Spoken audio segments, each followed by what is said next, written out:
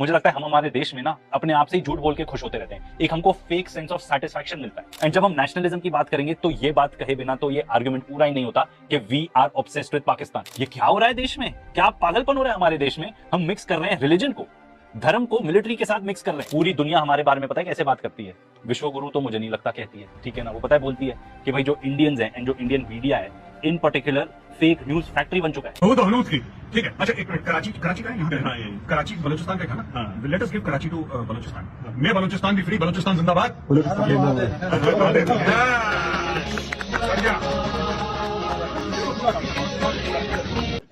यहाँ पे गौरव आर्या को, ऐसे इंसान को तो मेजर कहने में भी शर्म आती है। ऐसे हमारे देश में कितने सारे लोग नेशनलिज्म के नाम पर हेट्रेड फैला रहे हैं, नफरत फैला रहे हैं, और वही नफरत फैला के अपनी दुकान चला रहे हैं, अपनी लाइफ चला रहे हैं।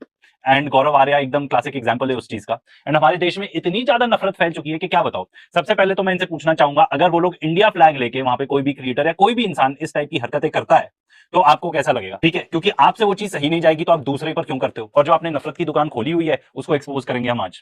और गौरव आर्या अकेले नहीं है, पर पहले इनके बारे में बात करते हैं कि कैसे इन्होंने अपना करियर ही झूठ फैला के, नफरत फैला के ही बनाया। मेजरली तो इनका यूएसपी ये है कि पाकिस्तान को गालियां देते हैं, ठीक है ना, और उस टाइप के एजेंडा को यूज करके अपने फॉलोअर्स बढ़ाते हैं। क्योंकि देखो सिंपल बात है, हमारे देश में भी पाकिस्तानी हेटर्स कोई कम नहीं है। तो जिन लोग का करियर ही नफरत फैलाने पर डिपेंडेंट हो और जिन लोग का करियर ही बना हो झूठ फैला फैला के, उनके बारे में क्या बताएं। पर अब क्या बोलना, ऑपरेशन सिंदूर के बाद तो जो स्टैंडर्ड है हमारे देश में फेक न्यूज का वो इतना ज्यादा बढ़ गया है दैट ये ज्यादा कुछ तो उस पर एडअप नहीं करता। तो भाई मेरे ओपिनियन में इस आदमी ने अपना पूरा करियर जो है वो झूठ बोल बोलकर और हेटरेट स्प्रेड करके, मतलब नफरत फैला फैला के ही बनाए। इनके व्यूज देख लो कितने ज्यादा आ जाते हैं, ठीक है, यही सेम चीज करके, क्योंकि आपने अलाउ किया ये सब। एंड हमारे देश में तो पॉसिबल भी है ये सब करना, क्योंकि इतने सारे लोग हैं जो बस वेट कर रहे हैं कि भाई आओ हमारे अंदर जो नफरत है उसको जगाओ और हमें ब्रेन वॉश करो। हमारी जो सोसाइटी भी है ना आज के डेट में वो ऐसे बन गई है, a society in my opinion which loves to hate.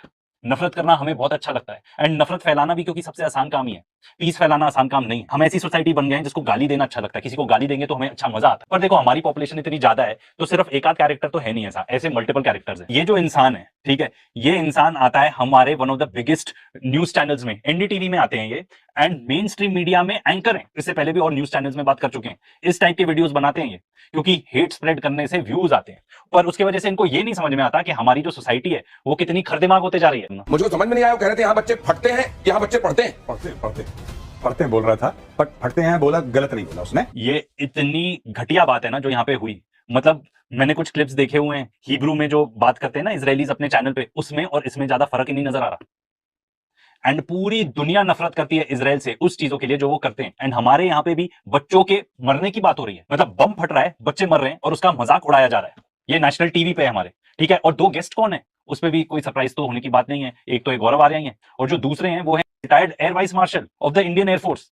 कितनी बड़ी पोजीशन होती है ये, और आके आप इस टाइप की बात करते हो नेशनल टेलीविजन पर। मतलब मुझे नहीं लगता कोई भी हमें सीरियसली लेता होगा। हमारे न्यूज को तो कोई वैसे भी सीरियसली नहीं लेता, पर अब ये सब टाइप की चीजें देखते होंगे नेशनल टीवी पे, लोग ये सोचते होंगे कि जैसे इजराइल में जेनोसाइड नॉर्मलाइज्ड है ना, उनको अच्छा लगता है जेनोसाइड। हो सकता है लोग ये सोचते हो कि मे बी इंडिया में ही ऐसा ही है, क्योंकि इस टाइप की चीजें आपको पता है इजराइल में दिखाई देंगी। नेशनल टीवी पे ऐसे मजाक हो रहा है बच्चों के मरने के बारे में। एक बार नेवी बीच में आके कराची पोर्ट पे आग लगाते मजा आ जाएगा। एक बार नेवी वाले आप भी जरा अपना हिस्सा डालो। ये वाला वीडियो तो इतना ज्यादा क्या बोलते हैं वायरल हो चुका है, क्योंकि ये इंसान जो है नाच नाच के बता रहा है भाई कराची में क्या है। कराची में लोग हैं ना, कुछ लोग हैं जो अपनी लाइफ जीना चाहते हैं, एंड आप उन लोग को मारना चाहते हो, मार के ऑर्डिनरी सिविलियंस को, ठीक है, खुशी मनाना चाहते हो, नाच रहे हो। मतलब आप क्या बताना चाह रहे हो ये कि इंडिया में डेथ एंड डिस्ट्रक्शन को सेलिब्रेट किया जाता है? ऑर्डिनरी लोग, सिविलियंस जो भी कराची में रहते होंगे, उनके मरने पर आप जश्न मना रहे हैं, ठीक है, नाच नाच के बता रहे हैं। आपको गाजा के बारे में भी सुनने को मिलती है हमारे देश में, अरे मुसलमान मर रहे हैं तुम्हें क्या फर्क पड़ता है। कोई रिगार्ड ही नहीं रह गया ह्यूमैनिटी का या ह्यूमन लाइफ का हमारे देश में व्हाटसोएवर। ये जो जिंग्विस्टिक क्लाउन्स है ना जो टीवी पे आते हैं, ये इन्हीं की देन है कि हमारी सोसाइटी इतने खड्डे में गिर चुकी है।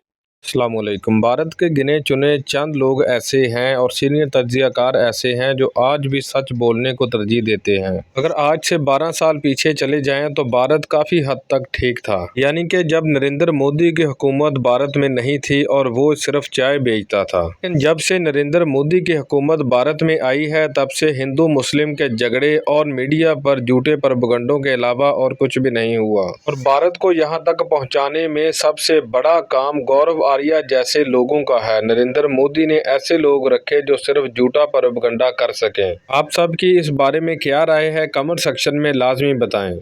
मज़ीद ऐसी वीडियोस देखने के लिए चैनल को सब्सक्राइब और वीडियो को लाइक एंड शेयर करना मत भूलें।